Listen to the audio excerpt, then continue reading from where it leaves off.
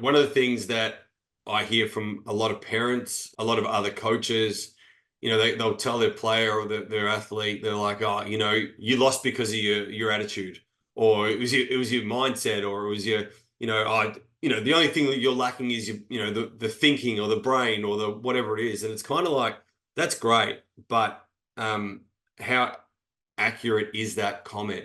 What part of the attitude or the thinking is actually letting them down? So it's such a critical component, and everyone will talk about sport is 90% above the shoulders, all that sort of stuff. But what does that actually mean? Because the brain is aimed to protect us. It helps us create decisions for safety reasons.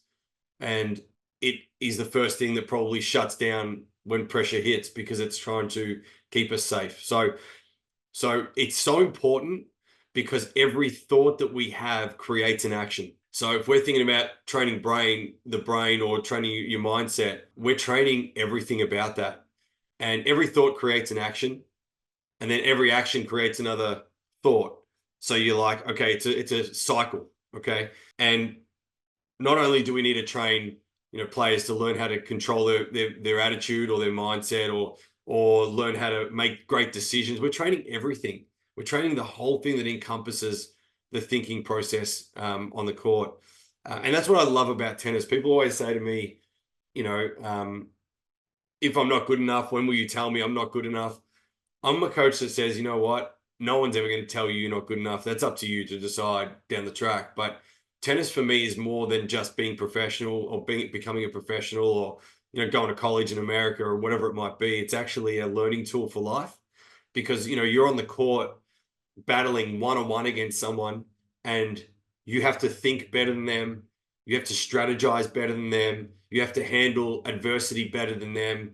You have to be able to keep yourself emotionally calm and controlled. So the brain for me and the mindset is just so critical in the context of anyone's development. So, and I like using a kind of analogy with athletes or tennis players, is that if you are in a match, 1v1, I'm against you, Connor, it's like being in a boxing match, right? So you and I are both there, got our fists up, whatever it might be, and I'm trying to strategize, and so are you. Now, if I go to punch you and I miss, in tennis, if I miss the shot and I throw my head back and I, lose my body language and I sulk or whatever it is, and I put my guard down, my opponent's going to capitalize. Same as in a boxing match. I miss with the punch, I drop my guard down, I'm going to get punched in the face. And that's what happens in a tennis match. And developing a bulletproof mindset is all about being able to handle when things aren't going well. Anybody can handle when things are going real well. Anybody can handle it winning points. But how do you handle adversity when things are tough, when I'm down and maybe I'm out of the match and I need to find a way back in? So, I think the mindset of athletes and developing them is the most critical component of development that you will have as a coach, as a player, as a parent. I think it's the most critical. So, given that it is the most critical, do you find it the case that people severely underdo how much time they put into developing their mindset? Oh, glad you asked me that, Connor. Good stuff. For sure. When I ask athletes what the most important part of the game is, they all say the mindset. They all do. I mean, I don't think I've ever met an athlete that is ranked technique or tactics or physical above the mindset, right? So we all do that. But then if you go and say, well, how much are you practicing each of those components? You would say that most people are practicing technically, tactically, more than they are physically and mentally. Yet the difference between the good and the great is the physical and the mental, right? So to me, it doesn't add up. So as a coach, I'm like, well, continue to put time in your technical, tactical, that's fine. But if you don't put time into your physical and mental, you're actually battling against it the whole time. So, um, you know, how much are you doing? Like as a coach, I do this day in, day out. I will break my players down every single session. That you have to. I mean, the match requires you to be broken down and be putting the pieces back together of the puzzle the whole time. So if I'm not allowing my players enough time to practice doing that, I'm not setting them up for success. I'm setting them up for failure. You know, the great coaches in the world set their players up to be successful on match day, not to look good on a practice session, right? And that's a big difference. Go to any practice sessions of the world's best soccer teams, basketball teams, go to the best practice sessions of the best tennis players, and you'll find that it is high stress, high pressure, and trying to find a way through that. And I'm talking in a, you know, if it's in tournament phase time, you probably don't do that because you're trying to keep players feeling really good about themselves and they're playing, you know, a match the next day and so stuff like that. But, you know, when you're in training sessions in development, you know, you want to be creating stress as much as possible and then giving and equipping your players with the tools to be able to deal with that when they get to match day. And the more you practice it, the better you become. And that's just the bottom line. So you mix practicing the mental side of the game in with the technical, tactical side of things, and how exactly do you do that? Oh, there's multiple ways you can do it. So, so let's say I'm doing a fed ball drill, really easy fed ball drill. We're working on something technically. You would always have a tactical component, something they're trying to achieve in terms of a target or terms of an area, target area. And you've got to hit a certain amount of balls in that spot with the stroke production we're trying to do. Now, let's say that's the simplest drill I can give you that might be the most relatable. But what I would do in that is I'd say, okay, but you've got to make 10 in that box before we can stop, or 15 or 20. So if they're missing, they're starting to create frustration. There's a bit of frustration. There's a bit of like, oh my God, I just want to finish. And then the fatigue comes in. So then they've got to deal with fatigue. They've got to deal with frustration. And that's a simple technical drill, right? There's another drill. You might do like a rally drill, for example. So you and I are rallying down the middle of the court, and in 1 minute, we've got to hit 100, in 3 minutes, we've got to hit 100 balls in the court with one ball only. If I miss, I've got to run and get it, keep going, whatever it might be, which takes time. If I don't achieve it, there could be a penalty on the end of it. Okay, we've got to do 2 laps of the court if we don't achieve it. Okay. So you don't achieve it, you do 2 laps, you get frustrated, you get more tired. Okay, coaches, go again, you got to beat that score. And if you don't beat it, there's a penalty on the end of it. All of a sudden, you're starting to go, well, there's a consequence for making errors. There's a consequence for not achieving something. In a match, you lose a point, so you miss a shot, there's a consequence in losing the point. So, you know, we deal in a sport that has a consequence at the end of every point. If I play it well and I play a good shot, I win the point. If I don't, I lose the point, right? Now, and I'm sure we're going to get to it shortly, but that just brings me to the Chinese farmer story that I wrote in this week's blog, right? Now, there's a consequence at the end, but does that mean something's going to happen post that? So let's say I miss a shot and I've made an unforced error, okay? Which is the consequence of playing a bad shot. I've got to deal with the frustration and whatever else, but then I've got to reset because there's another point coming up. Now, just because I missed that shot, I might have missed it by that much, you know, a couple of inches, wide, long, wherever. But the consequence of that might be that I get angry and I lose the next 10 points in a row, or it could be I learn from that, I bring my margins in and I don't miss another one for the rest of the match. Now, the Chinese farmer always says that we don't know the consequence of any action that we've just undertaken. So it could be that that consequence leads to me playing really good margins and making more balls and winning more points, or it gets me really frustrated and really angry and I miss more. So we actually don't know the consequence of that miss. But what I need to provide is enough opportunities for the players to miss in training, to be able to learn from those experiences, to be able to play under pressure, to be able to learn from that experience, to be able to like fail, to be able to learn from that experience, right? Every time you fail, you're getting closer to success is a little bit of my quote. Because every time I fail at something, I learn what I did to fail and I make sure that I don't do that again. Every loss gets me closer to a win. Every failure gets me closer to a success. So training the mindset to learn that, to understand that, and that it is okay to fail, it is okay to miss, it is okay to lose matches, but it's not okay to lose it the same way the next time. It's okay, well, what did I do wrong? How do I go about it? What did I do right? I need to harness that and use that again. So I kind of bring it always back to that blog that I did this week around the Chinese farmer and making sure that people stay present within the pressure situations I create in training. So now that we've brought it up a couple of times, Can we actually talk about that Chinese farmer story and what it is and how it applies to the game of tennis? I actually stumbled across it on YouTube, to be honest, and I'm a big advocate for learning as much as I can from as many places. And I saw this YouTube video, and just type it in, the Chinese farmer. I think there's a link in the bio in the blog that we had as well this week. But if you watch it, and basically it's just a story about the Chinese farmer who starts off with he has a horse and the horse runs away, and the people in the town come to him and say, oh geez, that's really bad, isn't it? He said, well, maybe. The next day, that wild horse brings back, seven other wild horses, and the whole people in the village come back and go, wow, that's amazing, isn't it? He's like, well, maybe. The next day, his son goes to train one of those wild horses, falls off and breaks his leg.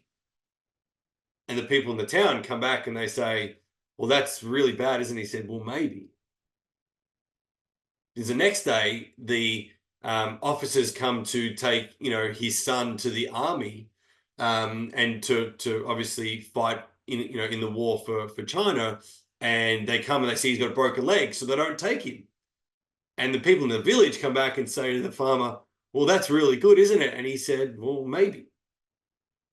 Because we don't know the consequence of the actions or the decisions that we make, right? So we've got to kind of remain very present in our thinking, right? And not worry about it's good, it's bad. It's just maybe. If you play a really long point, 40 ball rally, and you run, you scramble, you hustle, you win it, and you're like, yes, come on, whatever it is, but then you're too tired, you lose the next 4 points in a row. Was that really a really good point to win that really long one? Or did that screw you for the next 4 points? So it's just maybe. And it's the ability for a tennis player to stay present that makes them as good as they are. Novak Djokovic is amazing. He'll get emotional about a point and really fired up that he won it, but he comes back down to present thinking through breathing, through calming his emotional state and coming back to just a really rational decision-making state. And I think as tennis players, we get caught up in the, wow, I won it, it's amazing, or wow, I lost it, I'm really bad. That we've got to stay really centered in the way that we think, the way that we act on a tennis court. And for me, that story, and if you get a chance, anyone who watches this gets a chance, the story of the Chinese farmer really brings you back to that present thinking. And the more you can train that, the more it will occur on match day for you. So it'd be good. Yeah, it's such an awesome story. Are there any things that you do with your players, any activities that you give them off court to develop their mindset? Look, there's plenty you can do to develop mindsets off court. I mean, all that stuff on court's as critical as the off court. I like players that have the ability to come to a training session before they start, prepare their brain. People think that there's this magic switch, and you go to a tournament, you turn the switch on, and everything's going to work. My mindset, my fitness, my tennis, it doesn't happen like that. Everything requires training. So come to a training session, find a space on your own, and just get your breathing patterns right. Close your eyes and just focus on your breathing, right? That's just calming yourself, centering yourself really well. The other thing that you need to have is routines. So whenever you're training, practice your routines. Finish a point, have a towel at the back of the court, wipe away all the sweat, which means you're wiping away the previous point, win or lose, it doesn't matter. When you put your towel back, you're resetting, right? There's time for reflection, but there's time to reset and just focus in on what's next. You can't control what's gone, but you can control what's coming, right? You can control the present thinking to control what's about to happen, right? So I think every single time a player turns up is be in the right mindset, physically and mentally warm up, have your routines set, whether it be pre-training routine, during point routine, sorry, post-point routine, have everything sorted in terms of a routine, because we are creatures of habit, so we need to be calm through our routines. The other thing is mindfulness stuff. So doing a lot of mindfulness work is really important. So there's a lot of apps that you can get now that are really good around mindfulness. I'm really big on the gratitude.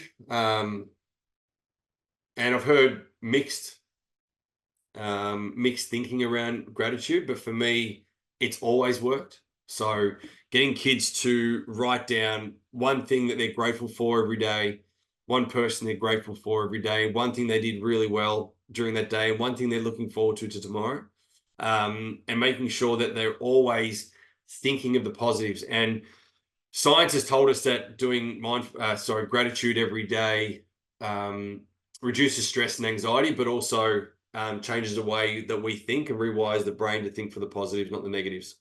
So gratitude for me is a critical component of a daily routine as well. So, at what age do you really start working on the mindset side of things with young kids? Because I imagine that, when they're too young, it's just about having fun, some fundamental sort of tactics and technical work. But at what age do you start doing the mindset? Hmm. My answer is your mindset is developing every day you're alive. So, I've got three young daughters. Now, the moment they were born is the moment you actually start wiring their brains for them. They're soaking in everything around them, everything. The first 7 years, apparently you learn 50% of the things that you're going to learn for the rest of your life. So 7 years up until then, we've got to make sure we get these kids' habits and behaviors right. And that doesn't mean like you do mindfulness at the age of 3, right? Like it's a different way to develop a kid, but it's how do we see the world and training them how to see the world, questioning them rather than telling them, allowing them to think for themselves as opposed to giving them dictatorship kind of messaging. We're always developing the brain. So, if you ask me, I'm trying to do it every minute that I've got someone on the court. Because my philosophy is develop life lessons through tennis lessons. So no matter what I'm doing, I'm always trying to help someone develop their thinking. So you're probably asking someone that is pretty big on it, and that's my opinion. And I guarantee everybody will have a different opinion. But we are people much longer than we are athletes. So I'm trying to wire these kids to be able to be really good humans in society, no matter when they finish the game, how long they play the game. And tennis will teach them that. So how does your approach to that change over time as the kids develop? Like you said, you're not going to be doing mindfulness sessions with the kids at the age of 3. But I imagine with your, 16 to 18-year-olds, you're probably a little bit tougher on them and putting them under a lot more stress than, your 9-year-olds or so have you. So take me through the process of that and how you know when kids are ready for a little bit more to be pushed a bit harder. Yeah, it's probably a case by case scenario with that. I've got some kids that do it really well at 16, 17, 18, and others you need to be really on. But then that sometimes can flip, right? So, the things you deal with as a coach as you move along are puberty, peers, falling out of the love of the game, wanting to play pro, but maybe thinking to themselves, I'm not good enough. So self-doubt, self-awareness, kids that don't even realize what they're doing. There's so many different scenarios. And I think being equipped to handle all those, now it's taken me many years of many failures to probably get a bit more right than I used to. But I still think at times I can be better, absolutely. But I feel like, it depends on the moment. You have pro players that might be having massive fear because they can't, if they're not winning, they can't pay for things, they can't get into draws or whatever it might be. So the stress, they might be getting sledged on social media. So you're dealing with that side of the mindset. There's pressure in the newspapers, the media, the whatever. There's so many different things at that level.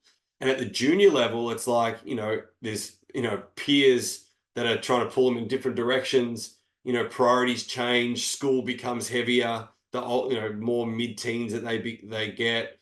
So you're dealing with stress and anxiety and, people that are trying to handle tennis, life, and school, and you've got these different elements you're trying to navigate your way through with that athlete. So, mindset, again, going back to the start, takes on so many different variety of things that, you've got to know where that player's at. I'm a big believer, though, that, in the mindset is decision making, problem solving, handling adversity. Those don't change. So I'm always teaching those no matter what the age. But the other mindset stuff, attitude, puberty, peers, stress, that stuff will come and go with different athletes, and it might be different ages. Some get more stressed at 10, 11, 12. Parental stress comes in. What does my mum want me to achieve? I don't really want that. What do I need to do? You're dealing with that. And then you've got, the other kids that are, am I good enough? Am I not good enough? Should I keep playing? Should I not keep playing? Those are the conversations I'm having a lot on daily basis, really. So I think, what we do at what age probably differs, but never stray from decision making, problem solving, handling adversity, creating habits and routines of life, warm up at the right time, cool down, create a nice routine, be able to center yourself a little bit, just have some self-awareness. The best players have got the best self-awareness, so teaching those elements as early as possible. But yeah, case by case scenario is probably the answer I'm going to give you. So what does the ideal mindset in tennis look like? If you had a perfect player in terms of mindset, what would they do during practice, and what would they do before and after matches, whether they win or lose? I would love to say, if I could get the brains of Federer, Nadal, and Djokovic and put them together, you'd have the perfect brain.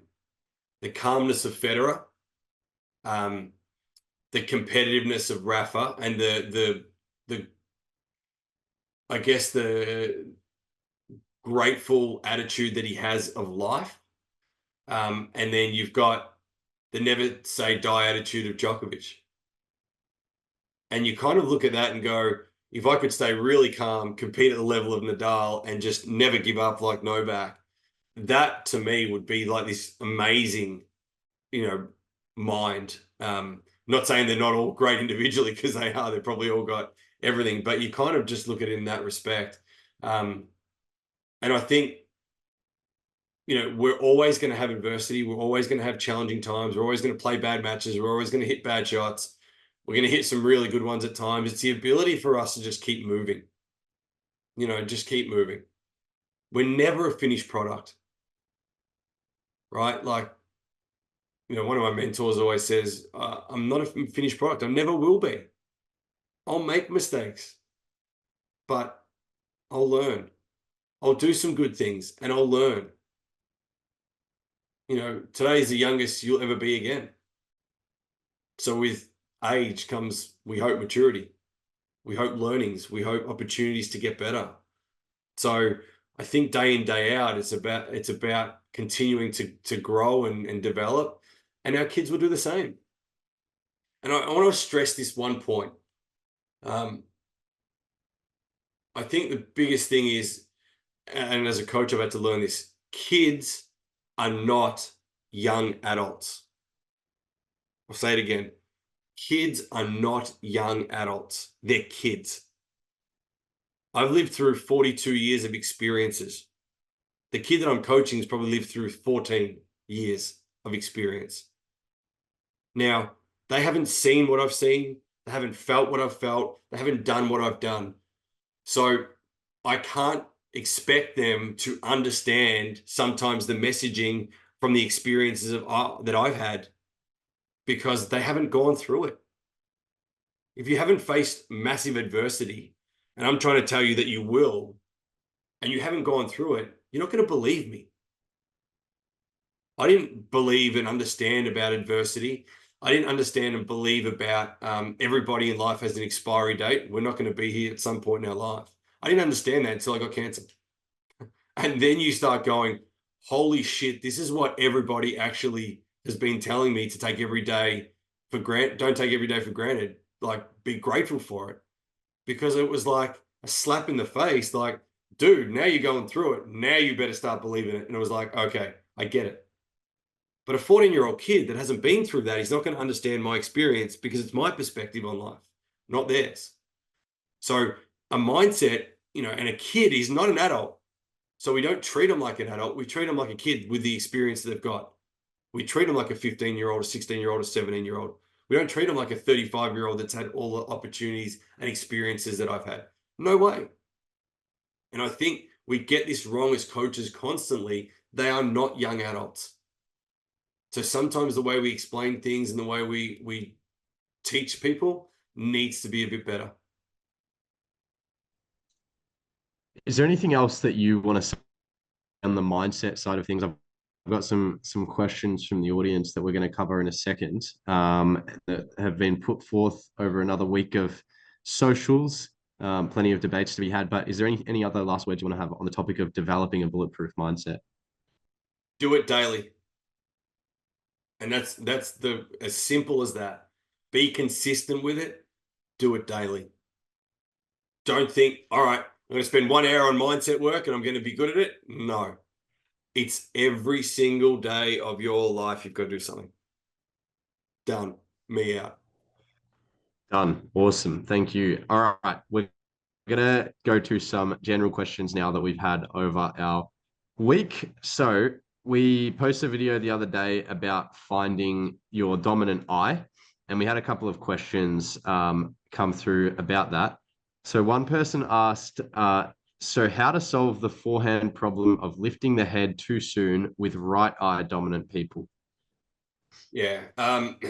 So there's a couple of things you can train, and that's like, some gaze stuff. So maybe like as they're hitting their forehand, get them to hit the forehand, but then look still at the same spot. So continuing to keep their eyes at the impact zone of where they've hit it. And then once they've actually released the racket, then you can start to look through. What we actually do is we're trying to look to see where the ball's going, but you've got to commit to the ball and commit and believe and understand, okay, I'm going cross. I know I'm going cross, but I'm going to stay through that until I've actually gone through it, and then I'm going to rotate, right? So you can do that.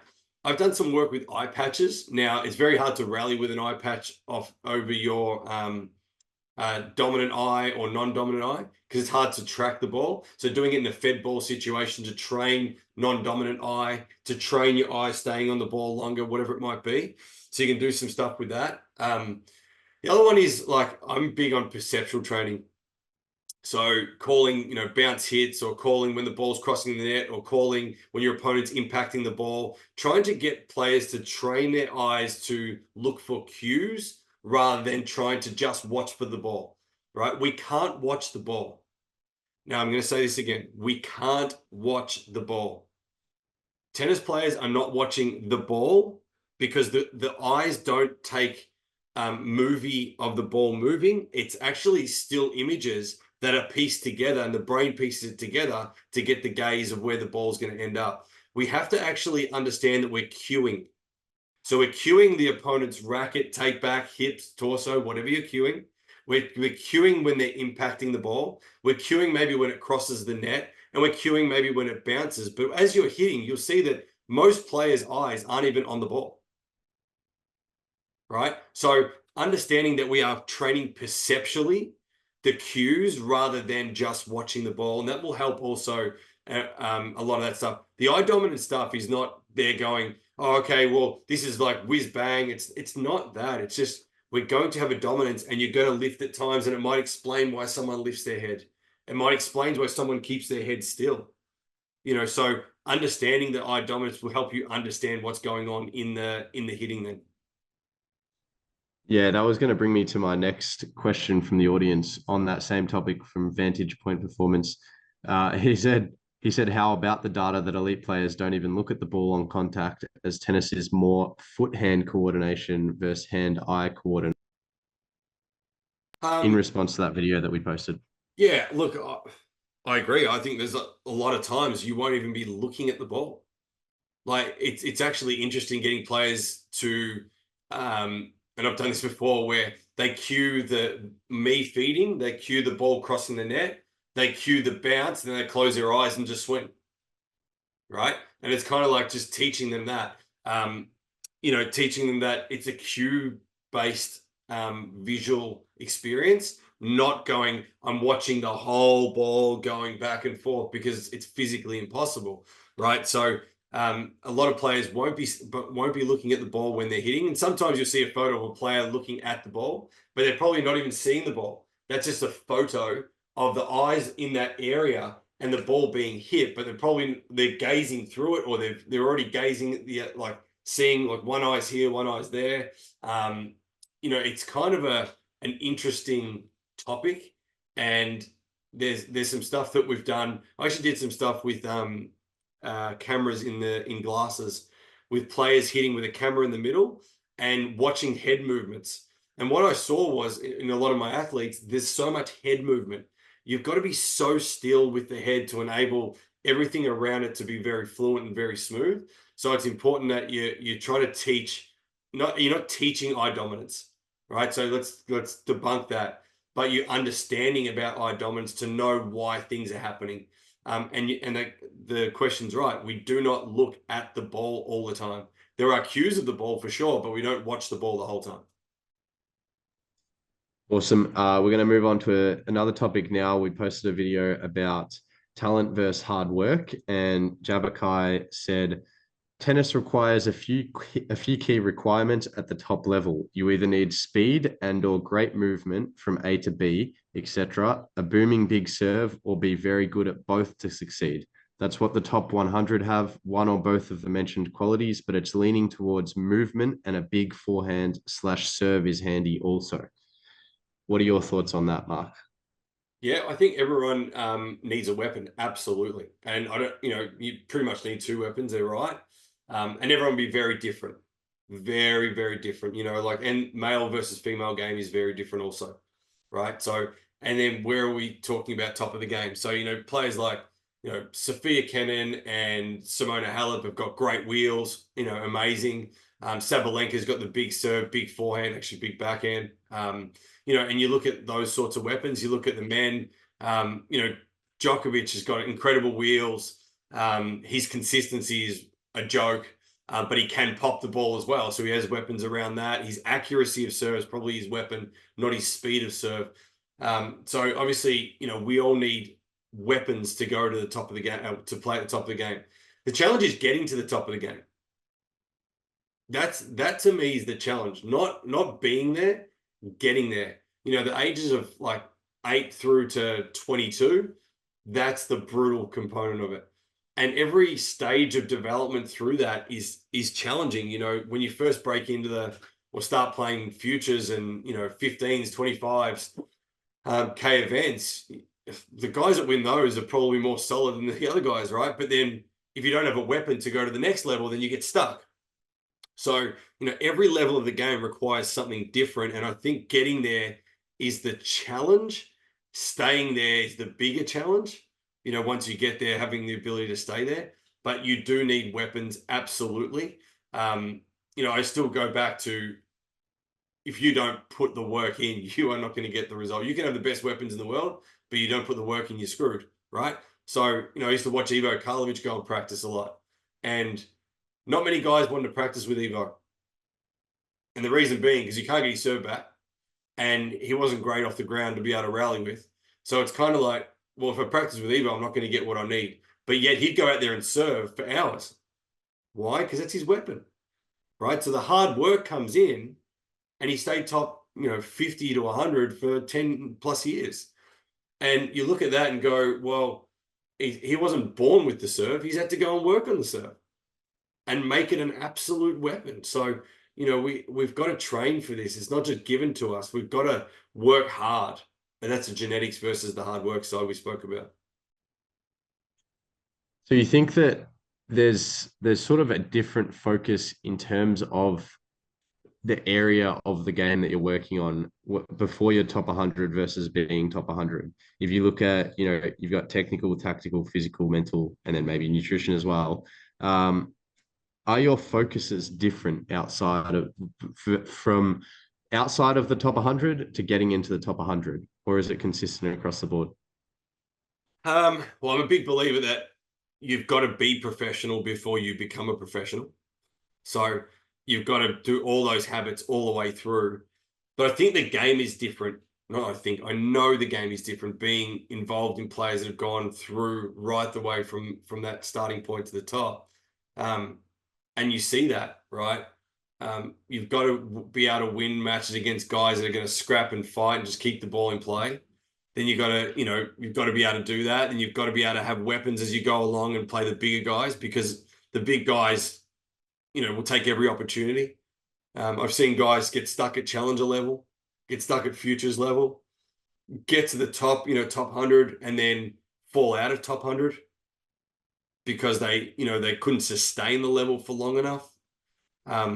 So I think there's different focuses and every player is different. So I'm not going to go into, what everybody needs, because I think it's, individual dependent. But I think you need to have weapons in this game. And weapons mean different things.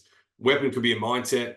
Weapon could be a forehand. Weapon could be a backhand. Weapon could be movement. Weapon could be serve. Could be able to come to the net and play forward to the baseline. Whatever it is, you've got to have something that is elite, right?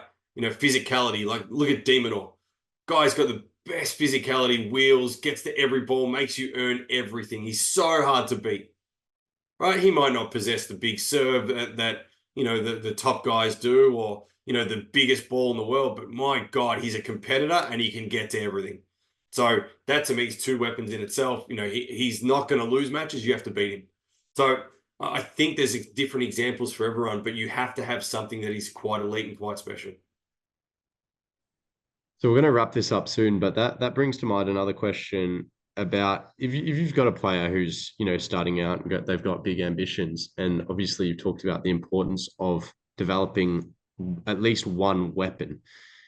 Is it then important to go, all right, I'm just starting out. I think, my forehand's pretty good or my mindset's pretty good. I'm going to spend more time developing this area compared to other areas of the game? Or do I still want to spend a holistic amount of time, the same amount of time developing everything and try to get everything to a pretty good level? Or do you focus on one? Great question. As a junior, I would say if we can develop as holistic as possible, and then as they get to kind of like, that 15, 16 mark, you start going, all right, this is how we're going to play.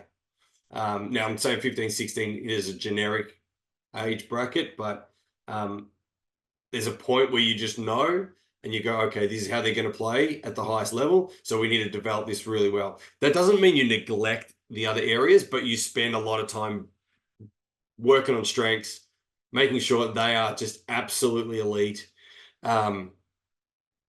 Yeah, it's the whole, what do you work on? Strengths more or weaknesses more? I debate that all the time, and I think it's there's time and place for both.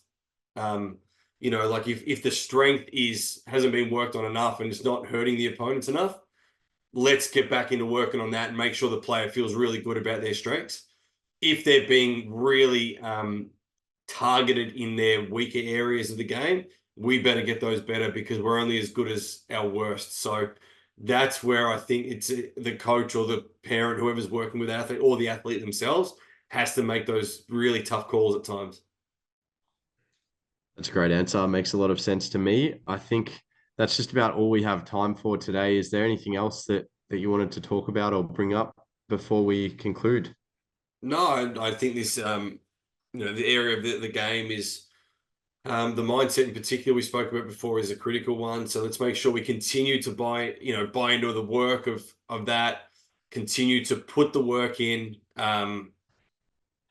It's a funny one, right? Like, and I'll go back to something before, but if I want to get a better mindset, I've got to put the work in, right? It's like a swimming teacher teaching you to swim without going in the pool. Yeah, but if you just use your arms like that and you kick your legs, you'll be able to swim, right? And you go in the pool and you do that and you can't swim, right? It's kind of like, well, as a coach, I need to put my players into situations and get them to throw them in the deep end. We'll use a swimming term, throw them in the deep end and allow them to swim their way out, right? And the more they can learn to do that, then they learn to survive. maybe we do a little bit of jungle tiger versus zoo tiger next week, and we talk a little bit about, you know, how training environments help that. Because I think that that's another analogy that I use a lot is, you know, train in the jungle to be able to perform in a jungle, as opposed to training in a zoo where everything's done for you and everything, life is easy, as a tiger, and be fed all your meals rather than having to hunt for them. You know, I want my players to hunt for their food, and if I want them to hunt for their food on match day, I need to be able to train that. So I think that's another conversation. But you know, if we can develop these mindsets by giving kids an opportunity to practice it, they're going to get better on match day.